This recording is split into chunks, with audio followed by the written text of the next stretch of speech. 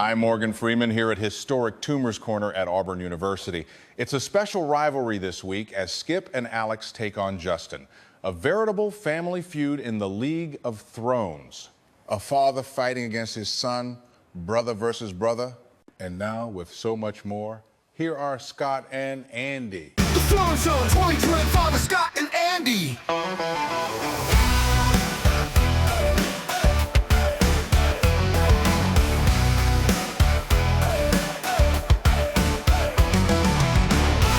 The Throne Zone 2025 with Scott and Andy. The Throne Zone 2025 with Scott and Andy. Welcome to the Throne Zone 2025, Week 2, a review of all the action in the greatest fantasy football league of all time, the League of Thrones. It's your hosts, Scott and Andy. That's Scott. And that's Andy. Welcome to the games. Let's get to the first one right away. As you can see, we are sitting here at Jordan-Hare Field, the home of Auburn University. And of course, we're here to honor the fact that there was a family feud in the Chroningers, the Maharaja taking on Double Trouble. Didn't go well for one of them. Looks like Maharaja Madness did not get production at all out of Josh Allen and Derrick Henry. Oh my goodness, he got 70 plus points from him last week, and this week he got a total of about 14 points. But it didn't matter because Amon-Ra St. Brown came through with 42.2 points, and they gave him the business. Oh, Double Trouble went down. Double Trouble went down as the low man, lowest total scored this week. And I'll tell you, their biggest trouble, their double troubles of Double Trouble, were their running backs. Between the two running backs they started, they got less than 19 points total. They left two running backs on their bench that each scored over 21 points. So that would have helped. They also had a couple wide receivers that could have helped them. Also had a tight end on their bench that would have given them 22 more points. So way to go, Double Trouble's bench. But sadly, that doesn't matter. So you guys, you go to 1-1. I guess the Maharaja gets revenge on Double Trouble for me, for Double Trouble beating me last week. Thank you, Justin. I appreciate it. It's just his league. We're lucky to be here. I'd like to take a moment, if I may, Andy. It was a fun game and on. I know that we're here, and we're going to probably roll Toomer's Corners out here pretty soon. But I just want to speak to a guy, Eric Armstead. You're number 91. Played for Jacksonville. You were drafted by San Francisco. You're a 10-year veteran. Played for the Oregon team. You remember what they're called, Andy? The Oregon team there? I believe those are the Ducks. That's the Ducks. That's correct. Your college knowledge is showing off there.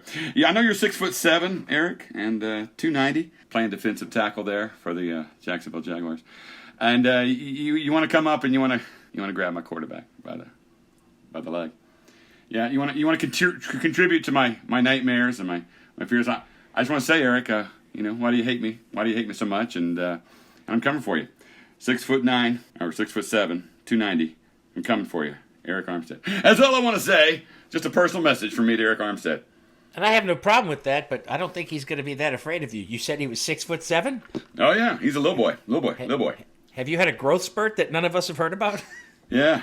I'm gonna take him downtown to the woodshed, Mr. Eric Armstead, number 91. We know you, defensive tackle. You know what, Scott? I give you credit because I honestly thought the Joe Burrow discussion was going to wait until we talked about our game where you started Joe Burrow, but I like that you got it in there early. So I'm just going to say this too. Yeah. Fuck you, Chicago Bears. Okay, now let's get back to the League of Thrones. All right. But fuck the Bears. All right, so game one we had Maharaja beating the crap out of his father and his brother. That's just rude. That was our game one. Now let's move on to game number 2. Game number 2. Our second game is the Barstow Bats over the Gaines Villains. Did you hear that, Danny? I put some respect on your name. I didn't call you the Gaines Villains. Both of those teams were 1-0 going into their matchup, so somebody was going to be 2-0 coming out of it, and it looks like it was Barstow. And they won pretty handily. Kelly had a perfect lineup. That's the first time Kelly's done anything that I would say is perfect. So I'm leaving that in there, even though that seems so mean. Kelly could not have started a better lineup, a 100% lineup, and Danny's was close, but it wasn't that much. It wouldn't have been that much better if he had started a perfect lineup. Yeah, I think it was his defense, his -2, cost him another $10. Another $10 to the pot there, Danny. If he'd have started another defense, he would have still lost. But it'd have been interesting to talk about. I think it was who was it that helped Kelly? Let me think about it. Oh, looks like it was Ja'Marr Chase. Ja'Marr Chase. I may take a second here, Andy, if I might. Ja'Marr, come here. Let me talk to you a second, Ja'Marr. Number one in our hearts, number one on the uniform. Playing Cincinnati your whole career. Came in there with a illustrious career for LSU. You remember what they're called there, Andy? The LSU? The LSU Tigers. That's the Tigers. Yep, Tigers down there, Baton Rouge, and near and dear to Jacob Smith's heart. You're 6 foot, 206 pounds, and Ja'Marr Chase. Usually, we're singing your praises. Heck, you got Kelly 39.5 points, but the one play we needed you got stuffed. You got stuffed, and Burrow had to hold up. He had to. Yep, he was about to throw it, and he had to hold up because you got stuffed. And you don't get stuffed, Ja'Marr, but you did. You got stuffed and had to pull the ball back. You had to scramble around, and he got tackled by Eric Armstead, and he tore his foot. And so I just want to say, Ja'Marr, you owe me. You owe me. I'm not going to fight you like I'm going to fight Eric, but I will tell you, you got to do better. You got to do better. You got to do better than 39.5, and you got to do better. You can't get stuffed, Ja'Marr Chase. You can't do it. All right, that's all I needed, Andy. Scott, I got to say, I'm taken aback by how personal and how deeply you're taking the Joe Burrow injury, but I do understand. I know Joe Burrow is practically your whole life, so yeah. Well, some things will be said, but congratulations to Kelly, 2-0. He's a Barstow bat. Before we get out of here, I will point out, yes, Danny did start the Denver defense, which cost him $10 because they got him negative points, a -2. Yeah. Makes me ask, though, why didn't Danny go with the defense that he had on his bench, Philadelphia? Does Danny not trust his beloved Philadelphia Eagles? What kind of a fan are you, Danny? Step up. Yeah. Be a fucking man. Fly, Eagles, fly. Or something. Like that. I don't... Eagles. All right. Let's look. This thing's gonna be a 4-hour show. Congratulations, everybody. All right, we're gonna move on to game number 3. Game number 3. All right, our third game of the week is the Muppet Babies getting past CMK 95%, and that will put the Muppet Babies at 2-0. So I just have a personal message now, if you will, Scott. Okay. Connor, I'm glad that you're in our league. Please feel like you belong. You've been here for years anyway. But it's pretty fucking rude to come into the league and go up 2-0. I don't like it. No, sir. And I'll tell you something. I think I'm playing you next week, and this impudent little fuck needs to be stopped, Scott. That's all I'm saying. I refuse to let a high schooler come into our league and dominate us the way that he currently is with 2-0. So, there, I had to get that off my chest. Apparently it's week 2, a.k.a. everybody gets shit off their chest. Well, I'm glad I didn't get taunted all week by a toddler, but I do congratulate the baby Muppet there, and it was a nice win, and he beat the 95%ers, which is pretty... Are you sure the math is mathing? Am I doing that right, Andy? Well, yeah, Scott, if you had 19 over 20, and then that would be 95%. So. Okay, I'll take your word on it. But I do know one thing up there in Washington, where Tony is close to. He doesn't really... He lives in the state of Washington. He doesn't really live in the Seattle area. But do you know what is in the Seattle area? Is the University of Washington. You know what they are there, Andy? You know the Washington... God damn it. I didn't know there was going to be a quiz, Scott. I know. And by the way, for those of you that don't know what Scott and I are doing, we used to do a sports podcast, and every week Scott would teach me about a different college university, because I don't know shit about college. Wait, the Washington, was it the Beavers? No, that's Oregon State, but think about a dog you might use on a sled. A Saluki. No, that's Southern Illinois. Husky. Oh, they're the Huskies. That's the Huskies, and that's where old Jake Browning went to college. Washington Huskies. Jake Browning, been with the Bengals since 2021. He was drafted by Minnesota, but now he's been with the Bengals for a while, and now turn that 9 upside down. Number 6 is coming to town. Jake Browning. Jake, come here, buddy. Come here, Jake. Come here. Listen. Now, I know that, you get shit upon by everybody out there, and they say that they should be bringing in other people like Jameis Winston, for God's sake, but whatever. The only person out there that might be better might be Kirk Cousins. But Jake Browning, we believe in you. So here's what I'm going to tell you. We don't expect you to win the season for us, but we don't expect you to lose the season for us. All right? Now, no pressure. Get out there. Give it your best effort. All right. That's it for me, Andy. I just want Jake to go out there and give it a good old Washington Husky college try. I wish the Crisis was a legitimate video podcast so people could see me doubled over in laughter at this. I had no idea this is the direction we were heading, but I find it, I love the whimsy of it. All right, that was our third game. I think before we get into our fourth game, we have to get to our contractually obligated sponsorship. So here's Samuel L. Jackson to take us into a Connor fact of the week. During the League of Thrones draft, Connor promised to provide a weekly personal fact about himself. Since he has failed to do this, we will provide one for him. Many of you know Connor's favorite player used to be Brandon Cooks. What you don't know is that there was a brief period in Connor's life where he would doodle the words Mrs. Connor Cooks over and over in his notebook. There were little stars and hearts and everything. He's better now, though. This week's personal fact about Connor has been brought to you by Auburn Flakes. The cereal tastes like ass, but alumni are going to buy it anyway. It looks cool on your mantelpiece. By law, I'm required to tell you it contains 40% of the toilet paper recovered from Toomer's Corner. It is not recommended that you actually eat Auburn Flakes. War damn eagle. Game number 4. All right, our fourth game that we're covering this week is the Bad Guys bouncing back over the Electric Mayhem. The Bad Guys and the Electric Mayhem were both 0-1 going into this game. But boy, did the Bad Guys bounce back because they were the high man. They were kicking ass, they were taking names, and there wasn't going to be anyone to stop them. And God damn it, if they'd started a perfect lineup, they only would have done 1 point better if they would have started a different kicker. And you know my opinion on kickers. I don't think they should be in fantasy football. There was nothing Brooks could do. He only got 12 points out of his running backs combined, and that's, by the way, the best he could have done, because his only other running back got him 0 on the bench. So maybe it's a rebuilding year for the Mayhem. Who knows? I'm always rooting for Brooks to turn it around. Maybe you could turn some of your focus on smacking your son in the back of the head and telling him, you do not disrespect my league like this.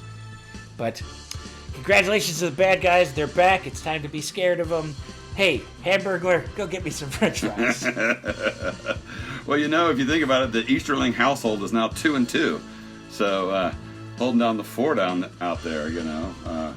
2-2 is nothing to scoff at. And, you know, I think Brooks may have brought in Connor to be his protection for this league year, because Brooks is not having a good showing this year. And, hey, Andy, speaking of protection, let me call over somebody supposed to be protecting our quarterback. Dalton Reisner, can you come over here for a second? Dalton. Yeah, take a seat, Doug. No, take a knee. Take a knee. You don't get to sit. All right. He's from Kansas State, by the way, Andy. I don't know if you know the mascot there in Kansas State, the old purple and white. Well, no. Iowa's the Hawkeyes. Kansas State. Wildcats? Wildcats, indeed. They are the Wildcats. Oh, Reisner came over from Denver in Minnesota. We just signed him probably about a couple of weeks ago, maybe a month. He's 6'5", 312, Andy. He's a big fella, too. But I tell you this, Dalton. Are you listening, Dalton? Listen, when you protect the quarterback, you fucking protect the quarterback.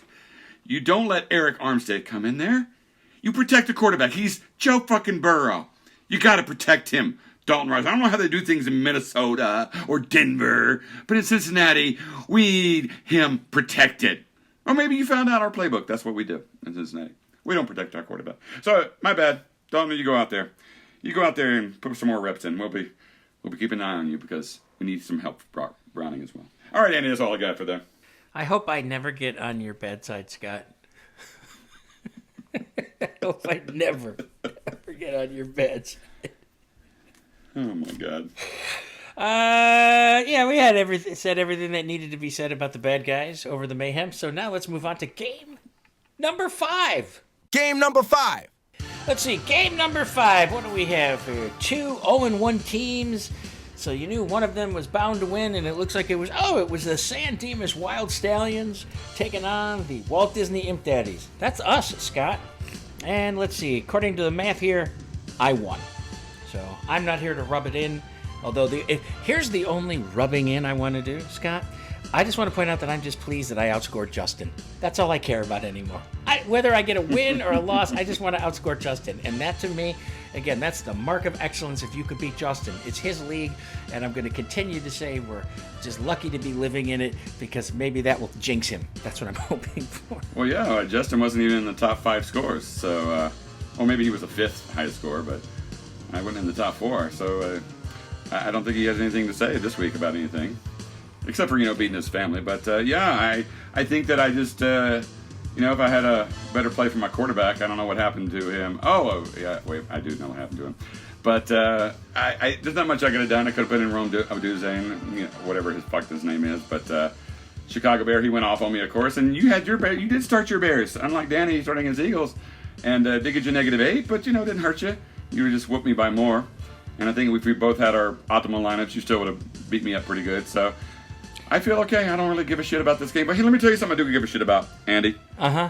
This guy went to several colleges, played quarterback, went to Wake Forest. Wake Forest is... The Demon Daddies? No. Yeah, Demon Deacons. Demon Deacons. That was it. Yeah, I think they just go by the Deacons now, but the Demon Deacons, they'll always be. And they play for Butler, but that's Butler, Kansas, so I'm not going to expect you to come up with the Grizzlies for that. But they did also play for... He also played for Nebraska. You got to know Nebraska. Well, that's the Cornhuskers. That's the Cornhuskers. Played quarterback. We came to the NFL, played for Tampa Bay, and went to the CFL, played for Winnipeg. I don't guess you got a clue on Winnipeg, sir. Well, the Winnipeg Rough Riders.